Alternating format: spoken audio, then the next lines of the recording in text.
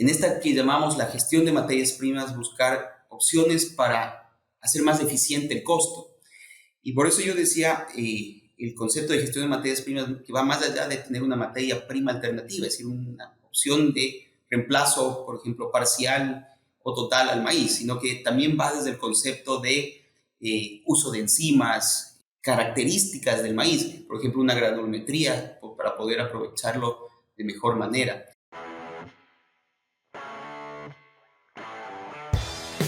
Bueno, buenas tardes a todos, bienvenidos a una entrevista más aquí en CerdoCast. El día de hoy tenemos el gusto y el privilegio de tener aquí con nosotros a Marcelo Mosquera. Marcelo, mucho gusto, encantado de tenerte por aquí con nosotros. Para empezar, me gustaría que nos compartieras un poco de tu trayectoria académica y profesional y cómo has llegado hasta este punto donde estás ahorita. Buenas noches, Román. Más bien el gusto es para mí. Gracias por la invitación, por poder tener esta oportunidad de compartir algunos conceptos, algunas ideas con el público de ustedes. Como decías, mi nombre es Marcelo Mosquera, soy ecuatoriano. Mi profesión es ingeniero agrónomo zootecnista.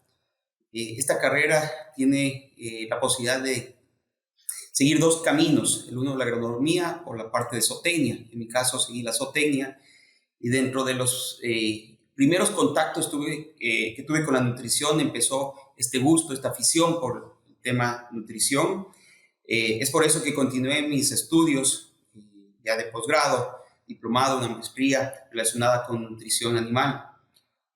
Más adelante, en algún punto de mi carrera, tomé una definición de seguir un MBA, porque como digo yo, todos los proyectos, todas las ideas se cierran con un análisis económico. Y para mí era importante complementar mi formación con esos conceptos relacionados con análisis económicos, financieros, para toma de decisiones. Tengo alrededor de 20 años ya de experiencia en la nutrición animal. He podido estar relacionado con alrededor de 14 especies, haciendo nutrición para alrededor de 14 especies distintas. Llámese aves, cerdos, rumiantes, mascotas, acuacultura, equinos. Y eso ha sido una experiencia maravillosa. Actualmente estoy en la empresa Pronaca. Pronaca es una empresa ecuatoriana que tiene alrededor de 60 años en el sector agropecuario, produciendo alimentos de calidad. Como nosotros decimos, nuestro propósito es alimentar bien.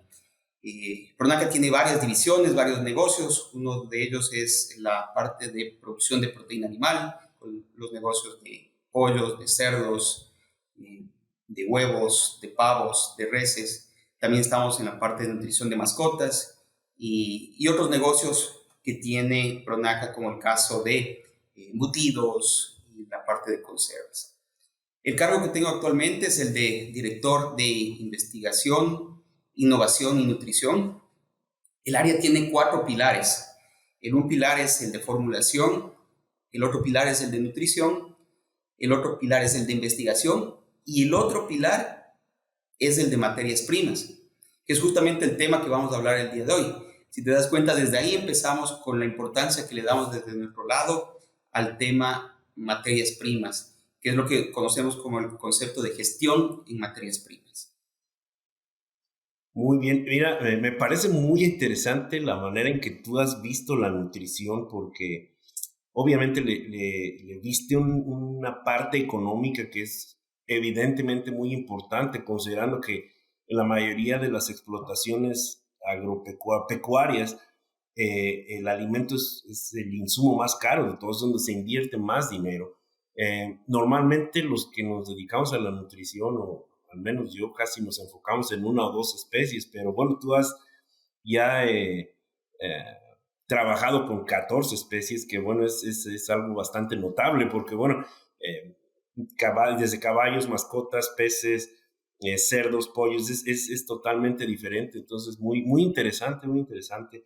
Y bueno, ya para entrar en materia, Marcelo,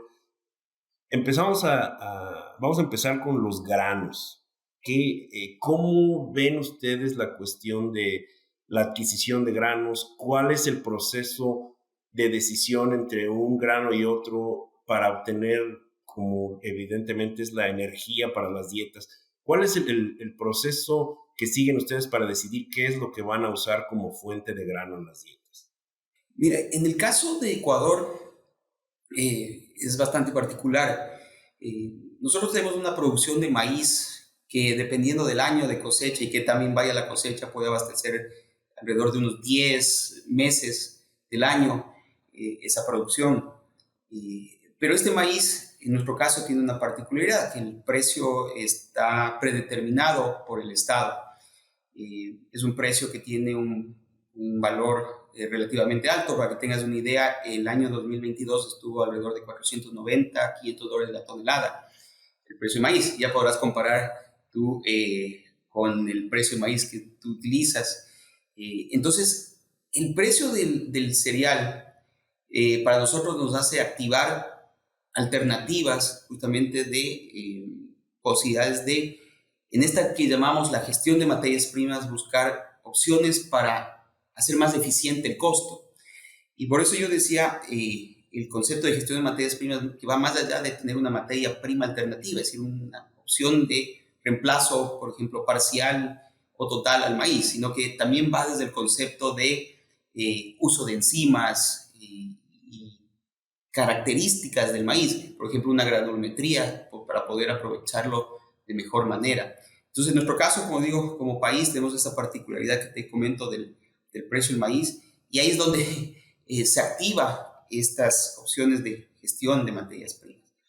Pero el tema puede parecer que es muy puntual o coyuntural para un caso como el de Ecuador, pero materias primas, nosotros le vemos que va mucho más amplio, no solamente para alguien que tenga precios altos de materias primas, sino que también para varios otros casos. Y yo creo que lo hemos vivido en estos años, 2020, 21, 22, justamente con varios eventos en cadena seguidos que se han presentado, con el tema pandemia, el tema de crisis logística, el tema de la guerra de Rusia-Ucrania, que hicieron que muchos países que dependen de importaciones de materias primas también, y que podrían tener en su momento opciones económicas de materias primas, pero si es que no hay la materia prima, porque hay estos eventos como los que menciono, que bien sea afectan la disponibilidad o disparan el precio, este concepto de gestión en materias primas aplica para todos, cada uno con su medida, con su grado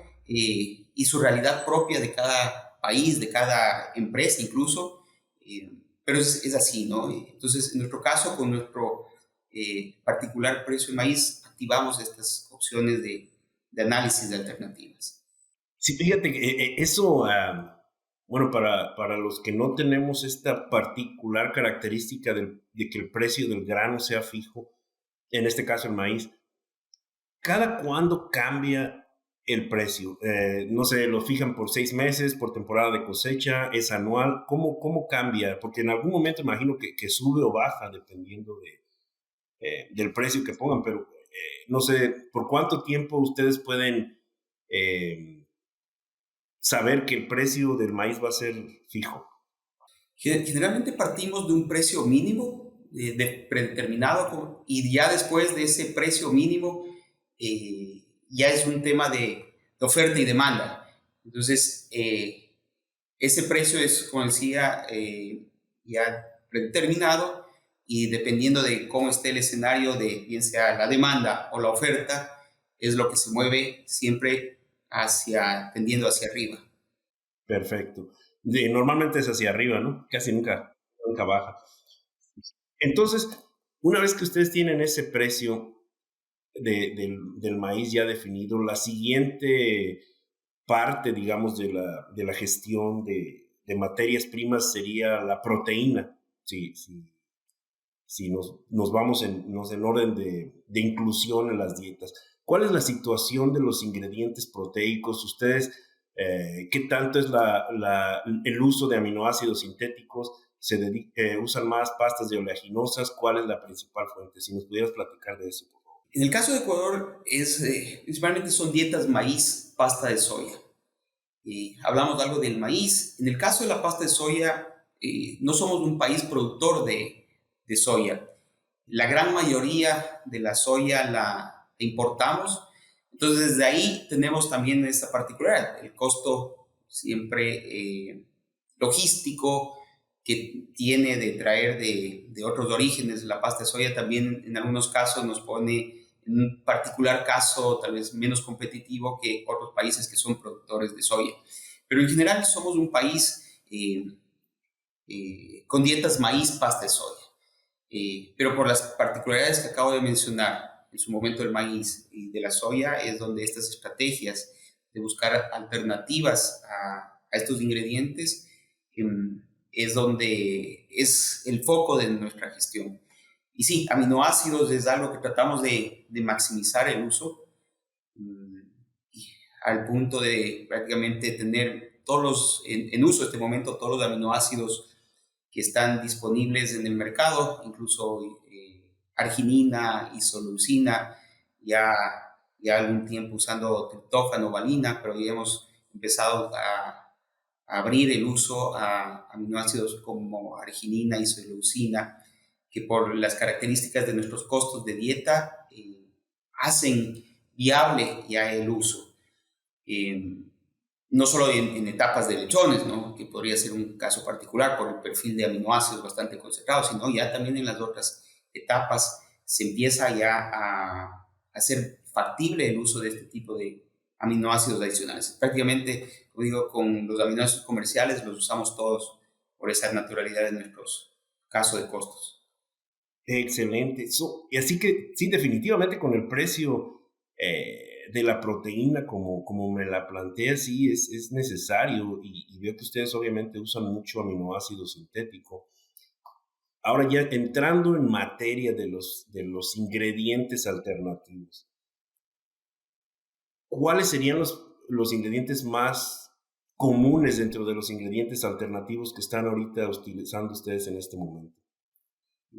Es curioso y hemos trabajado mucho en la parte de opciones de la energía.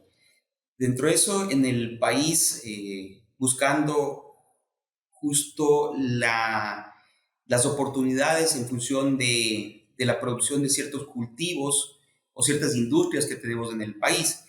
Y podemos mencionar como fuentes energéticas el uso de, bien sea el arroz quebrado o derivados del procesamiento de arroz, el polvillo de arroz o pulidura de arroz que se la conoce, es una parte importante de nuestros ingredientes.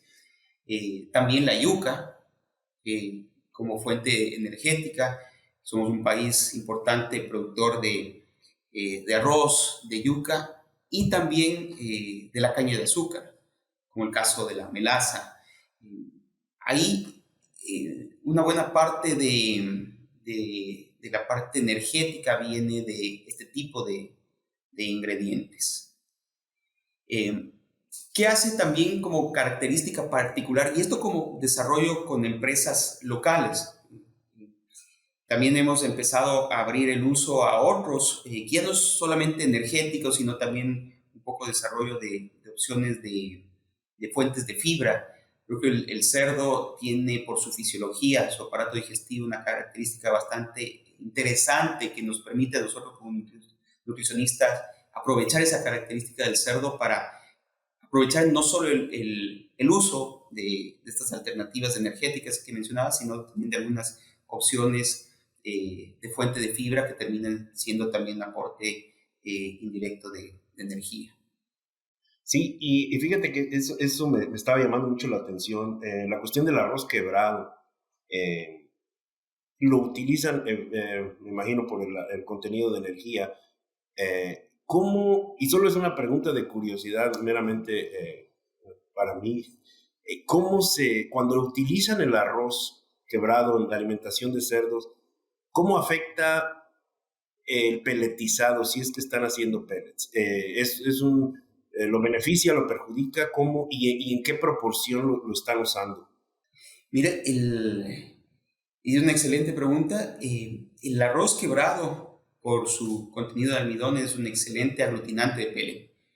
Okay. Vemos una mejora en las características del pellet con el uso del arroz quebrado. y es un arroz que básicamente es quebrado, no tiene ningún problema de calidad adicional, es un grano que no cumple su característica eh, física para poder comercializarlo para consumo humano. Entonces es un grano que está en perfecto estado, lo único que está roto. Entonces, por un lado no tenemos ningún problema en cuanto a preocupaciones de calidad y por ende podemos utilizar niveles bastante altos, ¿no? Ok.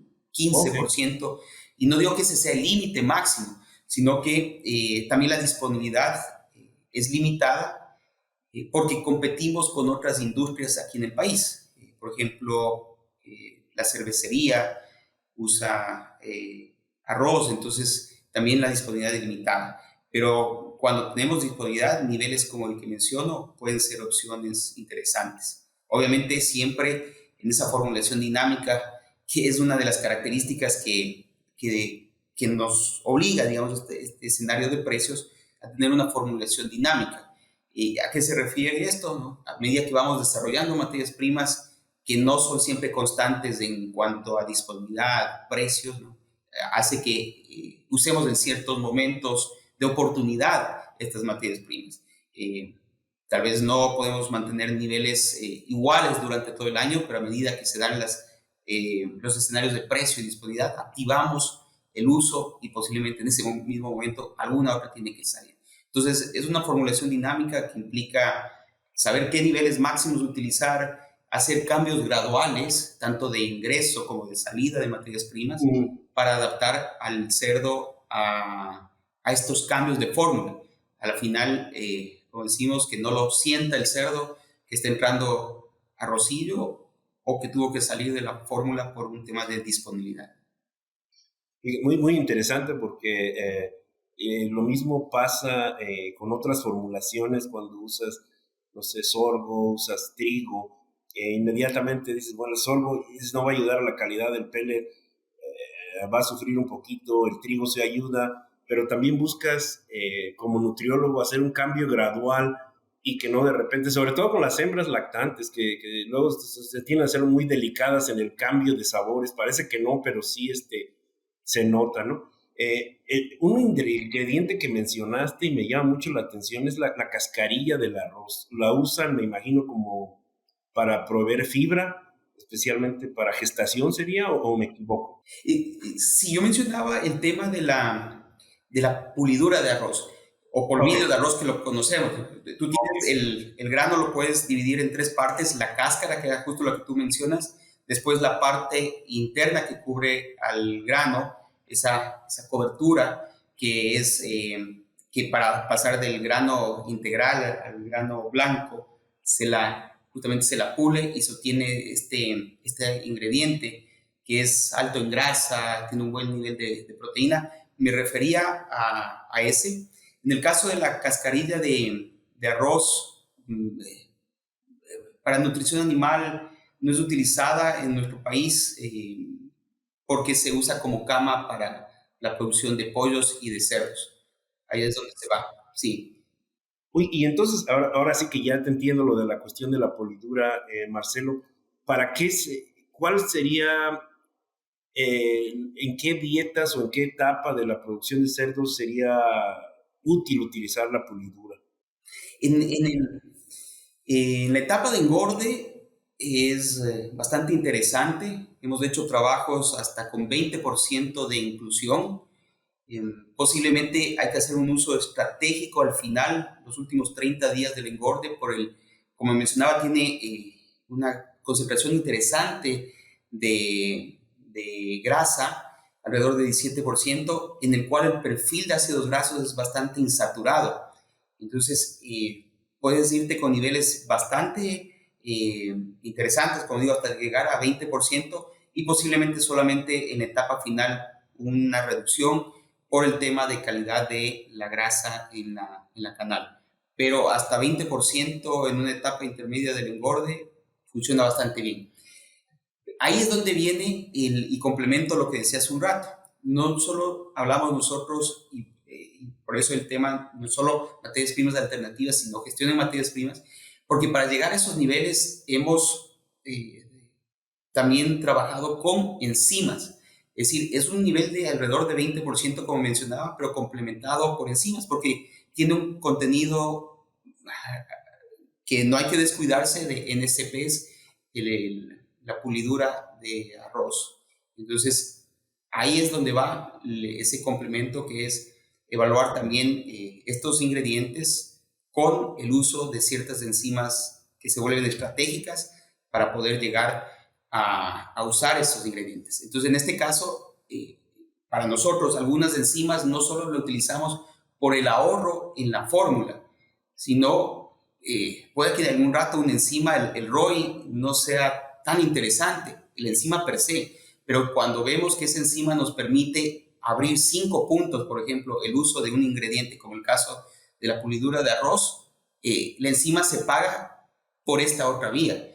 Entonces, ahí, para hacer ese punto que me parece importante, que hay que complementar el caso con el caso de enzimas. Muy similar a lo que hemos generado de experiencia con el palmiste que se obtiene de la palma del proceso de extracción con aceite. Ahí también hemos logrado niveles interesantes acompañado con enzimas. Y entonces las enzimas, obviamente, las enzimas tienen una función muy interesante desde el punto de vista nutricional. Voy a hacer una asunción y creo que si, y creo que si estoy mal me corriges. Supongo yo que ustedes usan la fitasa sin ya estándar, ¿no? Completamente común ya en sus dietas. Correcto, sí. Están, hay una manera de usar la fitasa que no sé qué tan común sea ya en el área donde estás tú en Ecuador, que sería lo que conocemos como la superdosis de fitasa. ¿La han estado utilizando? ¿La utilizan? ¿Cuál es tu opinión acerca de esto?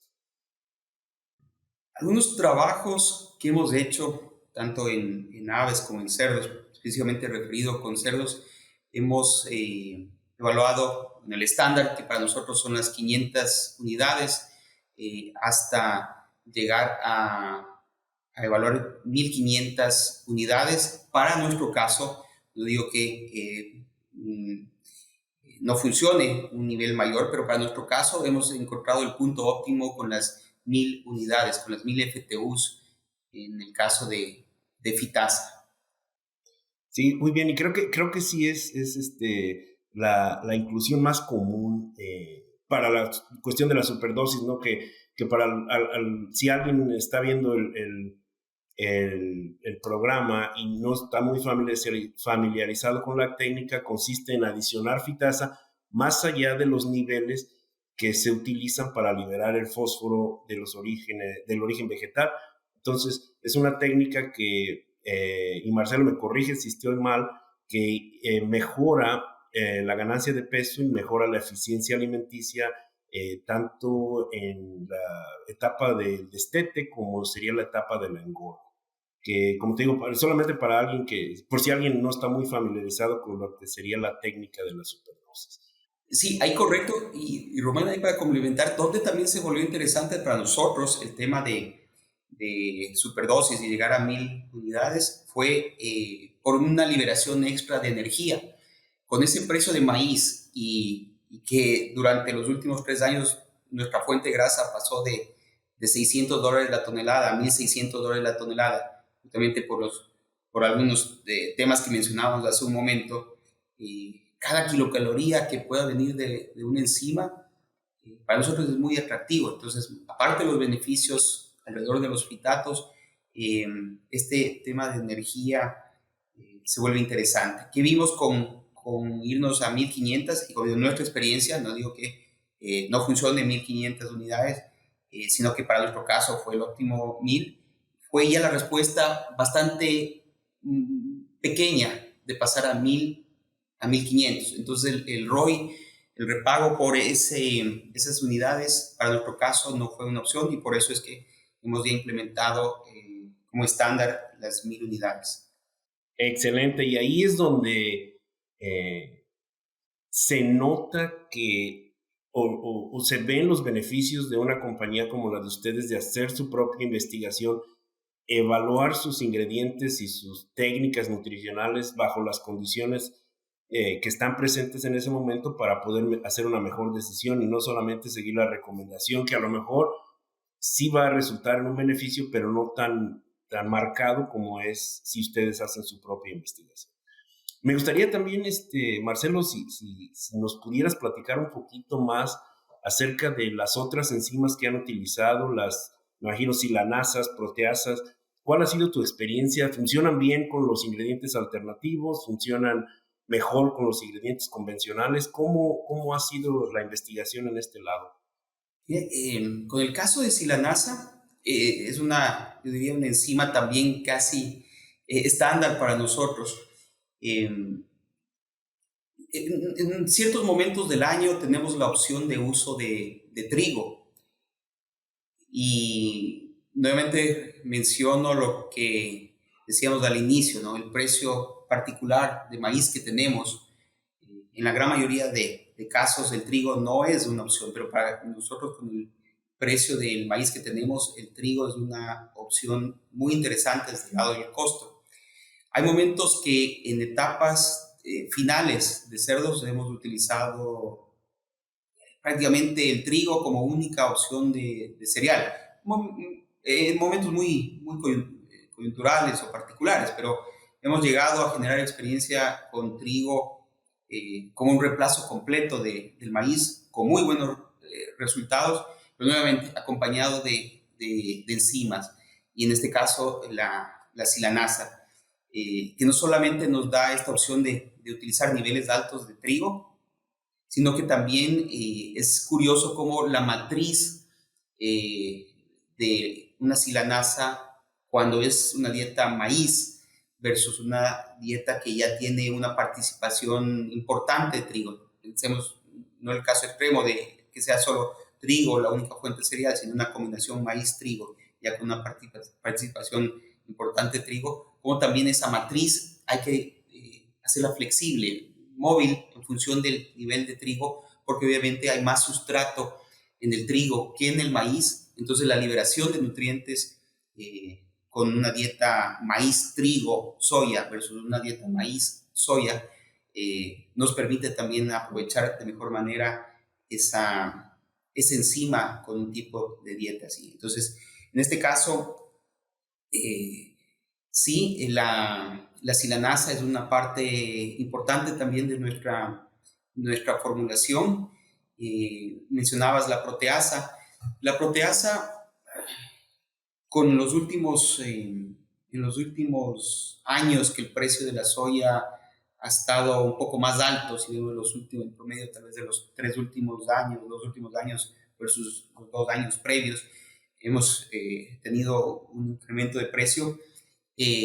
La proteasa ya se volvió una opción económica y nos genera una oportunidad de ahorro en fórmula, pero también ciertos beneficios que podría darse en ciertos momentos con temas de calidad de soya, que por temas varios en algún momento puede tener una variabilidad de esa calidad de la soya.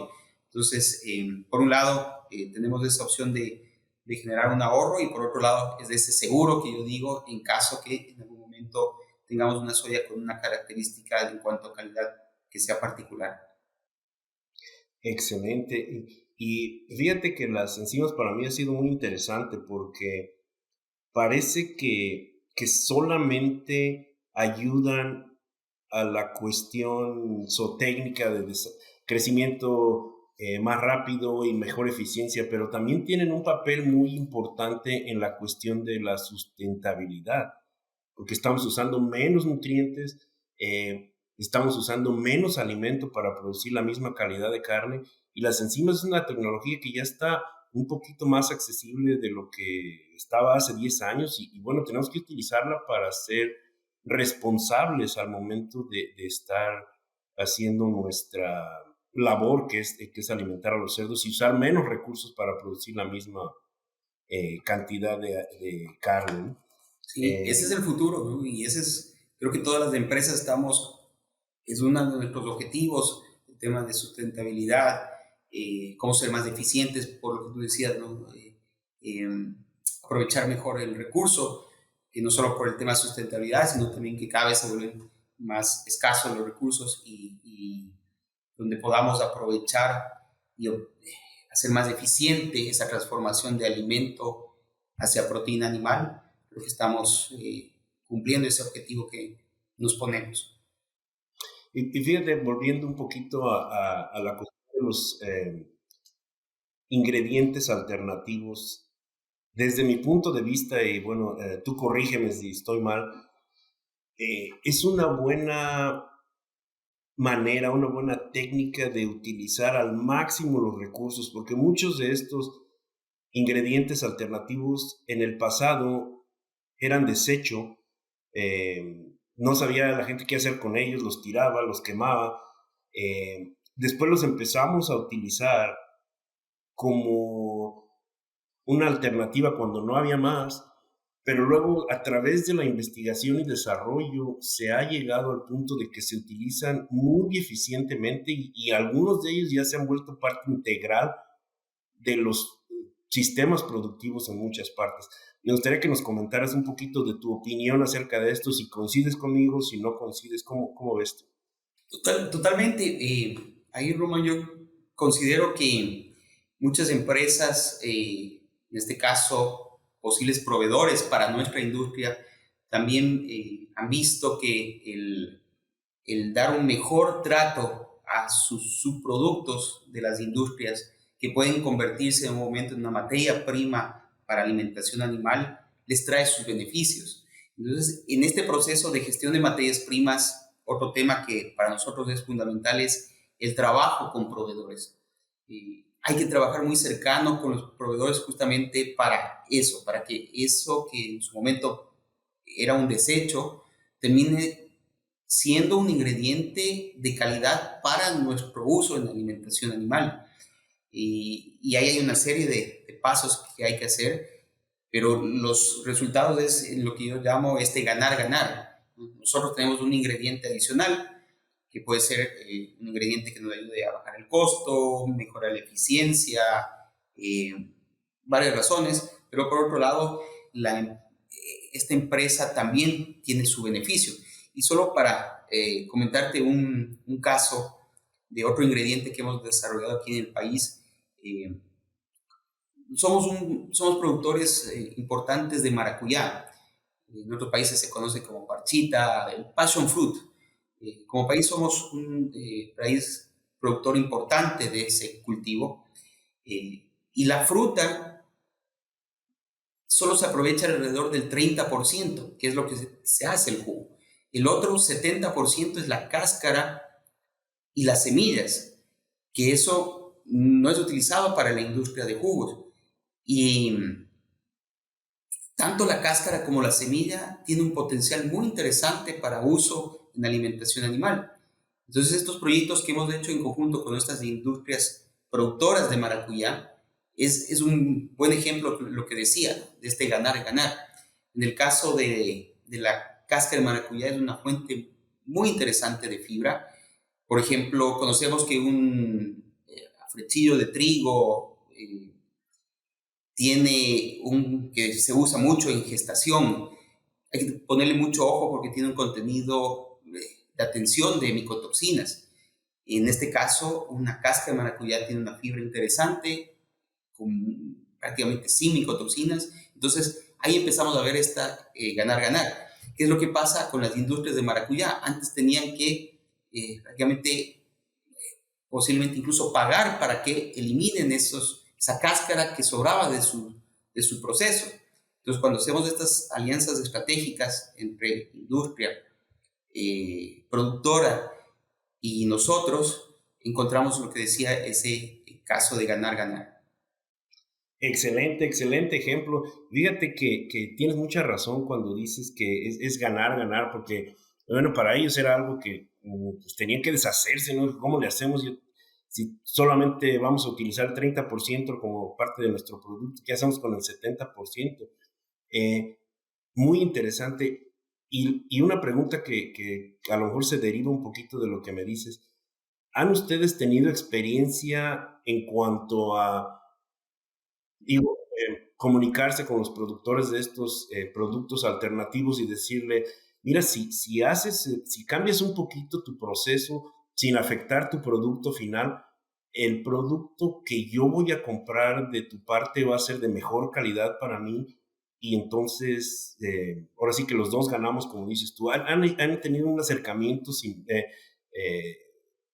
similar al escenario este que te planteo, en donde se mejora el subproducto para que tenga más valor para ustedes? Sí, varios casos y es lo interesante que hemos sentido también de la otra parte esa apertura para hacer estos proyectos en conjunto. Eh, entonces ahí tenemos estos dos sectores y si sumamos el tema de la academia, de las universidades, también con el apoyo de generar investigación en cuanto a poder tener ciertas instalaciones que tienen las universidades para hacer pruebas, llámese jaulas metabólicas, laboratorios, en esos procesos de desarrollo de materias primas, termina siendo un triángulo bastante interesante de interacción entre esta industria, nosotros como nutrición animal y también la academia. Perfecto. Marcelo, pues creo que podríamos seguir platicando de productos alternativos por un buen rato. Muy interesante tu experiencia. Da gusto platicar con alguien que dedica el tiempo y dedica la energía y el conocimiento a usar este tipo de productos que a veces nos olvidamos de ellos y bueno, son parte importante de la producción agrícola, de la sustentabilidad. Y bueno, un gusto saber que hay gente que está trabajando con eso y que los está utilizando con éxito a nivel industrial y con tecnologías de punta, como serían las enzimas, combinando a lo mejor un poquito tradicional con la alta tecnología. Y bueno, que te digo, perfecto, excelente. Ahí, Román, solo para cerrarte, hasta dónde hemos avanzado, te podría decir que hasta 40% de la dieta nuestra termina siendo este tipo de ingredientes alternativos. Es decir, de ese dieta maíz, pasta de soya que partíamos en su momento, ya tenemos un 40% de participación de estos ingredientes. Combinando todo esto que hemos hablado, el tema de calidad de los ingredientes, trabajando con los proveedores, el uso de estas estrategias como el caso de enzimas y otros ingredientes que nos ayuden también a modular el sistema digestivo para este tipo de ingredientes, el tema de las características físicas, que tenga una granulometría adecuada, el haber evaluado los niveles óptimos de uso, nos ha llevado a que podamos, como digo, hasta 40% de nuestra dieta usarlo con ingredientes alternativos. Sí, y que no es tan sencillo, bueno, ya ahondando un poquito en tu comentario, son muchos factores desde, como dices, las características físicas, las características nutritivas, la logística del transporte, cómo lo vamos a traer al molino, si es muy voluminoso, se incrementa la dificultad. Es mucho trabajo, pero muy interesante que ustedes estén tomando el tiempo de utilizar estos productos que en algún momento se consideraron de desecho y que bueno, ahorita ya es algo que es una realidad y que lo están usando con bastante éxito. Bueno, Marcelo, ahora vamos a pasar a las preguntas que ya no tienen nada que ver con ciencia.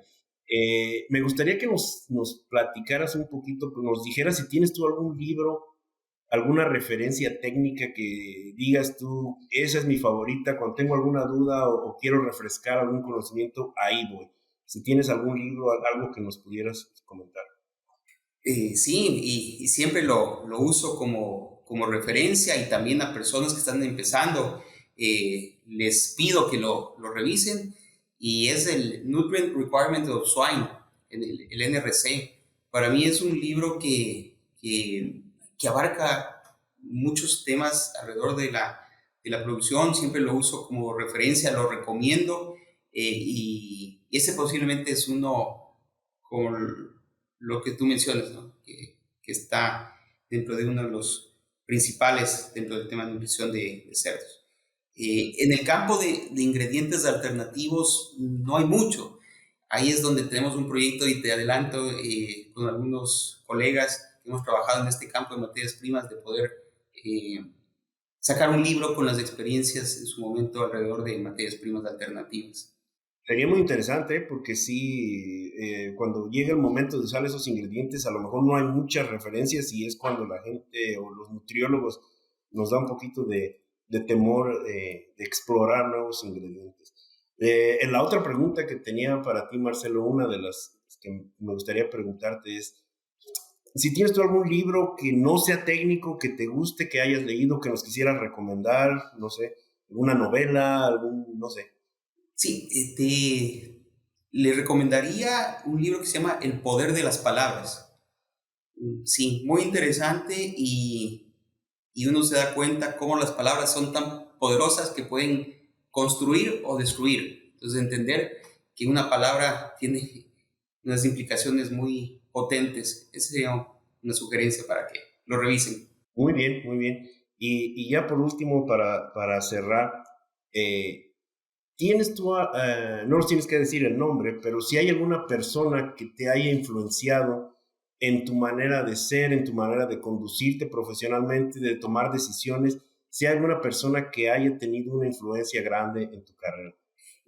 Normalmente diría que no solo una, sino varias personas he tenido durante estos años de experiencia en el mundo de la nutrición animal, oportunidad de interactuar con muchas personas. Creo que de cada una de estas que tengo en mente en este momento he podido ir rescatando lo más importante que he podido percibir en cada una. Entonces, en tantos años de experiencia han sido varias personas que he podido interactuar. Muy bien. Yo creo que tal vez una característica en común de todas ellas es lo que decía hace un rato, ¿no? Esa pasión por la nutrición, el que le pongan energía cuando estamos hablando de un nutriente, de un ingrediente, de un resultado productivo, de un costo. Esa pasión tal vez es un factor común en todas las personas que las tengo en mente en este momento. Sí, ¿no? Que se note que les gusta la nutrición y lo que están haciendo, si no, lo ve uno así como solo técnica y a veces no funciona tanto. Le tiene a la gente que gustar lo que está haciendo. Hacerlo muy entretenida la plática, me gustó mucho la manera en que abordamos el tema. Gracias por guiarme ahí cuando me estaba yo saliendo del tema, muy, muy interesante todo. Creo que las personas o los nutriólogos que escuchen esta plática van a llevarse un mensaje muy interesante con ellos y ojalá que sirva para que todos nos enfoquemos un poquito más o no perdamos de vista los ingredientes locales y alternativos que se pueden utilizar y que muchas veces por falta de conocimiento, de tiempo o de cualquier otra cosa no los utilizamos. Pues Marcelo, no me resta más que agradecerte, mucho gusto y espero que sigas trabajando como lo has hecho hasta ahora. Muchísimas gracias a ustedes por la oportunidad y quedo abierto para cualquier otro tema que en su momento podamos conversar. Gracias y una buena noche. Gracias igualmente.